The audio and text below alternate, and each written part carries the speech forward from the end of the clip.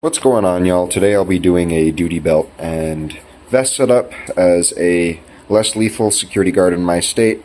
Carry less lethal just because I'm not 21. When I become 21, I can carry a firearm. Without further ado, let's go ahead and get in the video. I carry a Safe Life Defense Level 3A Hyperline carrier. It's very breathable, very comfortable. No complaints so far. Side note, when your vest starts to get they can get a little smell to them, especially if you work at a southwestern state, because it's hot. We sweat. After you wash your vest, there's this stuff called Arrest Your Vest. Not sponsored. It's really good stuff. I recommend it for all police officers, security officers. Yeah. Nameplate, generic, just security Velcro patch. I don't know what body camera this is. It was like $20-something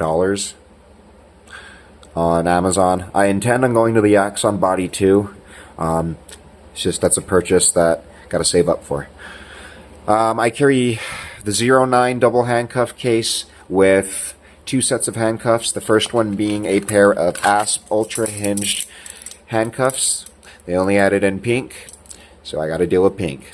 I don't complain. They do what they're intended to do. My second set is a pair of Smith & Wesson hinged. Good handcuffs as well. I have no complaints. Hinged or chained. A lot of officers I work with carry, one chained, one hinged. Some carry both chained. A lot of guys will tell you what they carry and why they carry it. With chained, you have a little more control to maneuver with somebody. However, when you get hinged handcuffs on, whoever you have to put in handcuffs to detain, they're not going to be able to move. You have more restriction, which is why I like hinged. They have a less of an ability to get out of their handcuffs, slip their cuffs, pick them, etc. I have this was a whole kit. It came on Amazon. I'm usually not keen on buying stuff on Amazon, but it's okay. I don't mind this one. This is a rechargeable flashlight. It is a whatever that is, Centennial X1 flashlight. It's a really good flashlight, really bright. A lot of my partners have O-lights or mag lights, and this is a little dimmer than that. I believe it's 1200 lumens, so it's a pretty good flashlight. It turns night into day. Next to that, I have my Mark IV 09 OC spray holster, and inside that I have a canister of Mark IV, it's kind of hard to do with one hand, bear with me. Mark IV Saber Red with the Crossfire technology stream. It's a stream pattern, but the Crossfire meaning I can spray from any angle. Nasty, nasty shit. Never even used it. Yeah.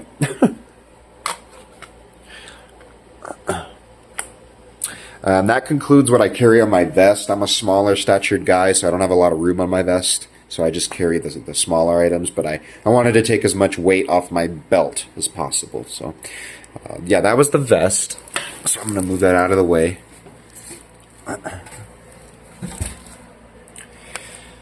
Next is the duty belt. It is I've had this a long time. I believe it was a Bianchi, but don't quote me on that. I believe it's a Bianchi nylon duty belt. I used to run basket weave. It looks a lot more professional, but I just like the lightweight aspect of nylon. And the way this is set up on my vest is this is my left-hand side, this is my dominant side. So starting off to my left, I have my Safariland Level 2 Taser 7 holster, and inside that I have my, let me see, it's kind of hard to do in one hand here. I have my Axon Taser 7 LE. It has the green and red laser and the ability to switch cartridges from close quarter to long distance. It also has the warning arc. No complaints, it's a taser, it's worked when I've needed it.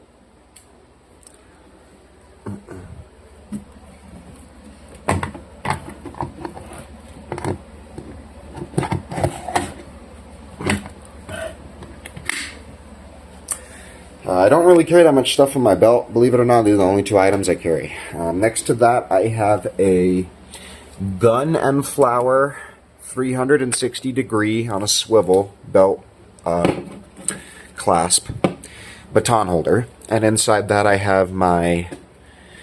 this one's going to be hard to get out. 1 second. Sorry about that. Inside I have my... It's beat up. It's been used a little bit. Really good baton. It's a ASP Talon baton, 21 inches. What is different from this baton is I have the ability to expand it by just using my hand. So instead of having to, smack it like the old ones, you can just use your hand to open it, or you can do the traditional method in the striking motion to open the baton. But what I love about the ASP Talon baton is you can get push button or cap. I like the button.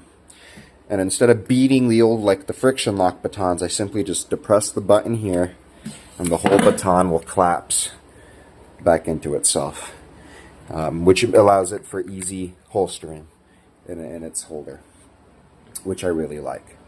There are two other items I carry for emergencies or for backups for other officers. One of them has its place, and I'll explain why you wouldn't traditionally see it in a security setting, but the reason why I use it in my setting. So I'm going to move the belt out of the way real quick. Starting with the first thing, I have a backup taser unit. This is the Taser X2, so it is the predecessor to the Taser 7. I've carried pretty much all the taser models. I started with the M26, and then I went to the X26, X26P, X2, and Taser 7. The only one I haven't carried up to date is the 10, because it's strictly for law enforcement. I have it in a right-hand Blackhawk Serpa holster. So you just, instead of the Safariland where you would push the hood down, you use this in a rocking out motion, which is weird with one hand, but yeah. So this is the Taser X2. This is my last unit I carried. I have it as a backup because the Taser 7, it has to do firmware updates, so I actually have to dock it in my dock and run it through evidence sync software, which will be in another video. The Taser X2, my CID kind of burned out. It's an older unit. I like just having lasers on because I work days, but when I did work graves, I had the flashlight on. Same concept. This one holds two 15-foot cartridges. It has the warning arc as well. And with each pull of this trigger right here, it can shoot two cartridges, just like the Taser 7. Now, big difference being it does not have close quarter or long distance. And the reloads are a little different, but they're very similar. Excuse me.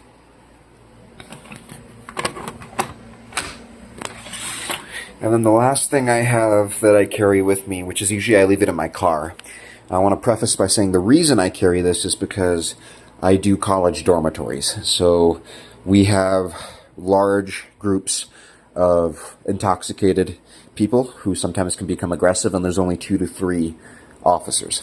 So the next thing I carry may seem a little extreme to a lot of people, but when there's only 2 guards and 60 people, I need to do something quick to neutralize a threat, but not necessarily take a life. And for that reason, I carry a Mark 9 canister of Saber Red, which is the same OC spray I carry on my vest. It's just this one evaporates in the air, and it's a fog. So the one on my vest comes out like a stream, whereas this one is like a mist almost, but a very powerful forced mist with a lot of droplets. Has about a 20-foot radius. So this is more for crowd control. I've only had to use it once, because they tried to break into one of our buildings and overtake it. So, but, you know, better than lethal force. So, I don't have it with me. It's in my vehicle, but I forgot to put it here. Carry it on the back of my vest, an IFAK. In there I carry gauze, cat tourniquet, Narcan, splint, etc. So anyway, yeah, that concludes it.